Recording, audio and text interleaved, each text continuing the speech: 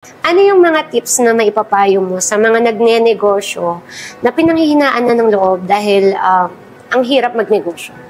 Yan talaga. Struggle, normal yan. Consistent lang. Tuloy mo lang. Kasi wala namang nag-success sa huminto agad eh.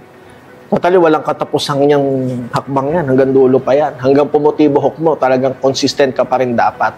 Kaya talaga ang mga negosyante hindi nagsasucceed agad o maaring sa una lang. Tapos pagdating ng gitna, nagpe-fail na. Yes. Naputol na yung consistency nila. Naging ano na sila. Parang okay na ako, kontento na ako dito. Feel mo na, ikaw na yung pinaka angat sa lahat. Ikaw na yung pinaka magaling. So, dun lalabas yung comfort zone na eh. So, pag na-comfort ka na, dapat aalisin mo yun. Ibato mo lahat yan. So, kailangan unang-una mag-innovate ka sa negosyo mo, mag-aral ka ng mga bago, digital marketing, pag-aralan mo lahat ng platform sa social media.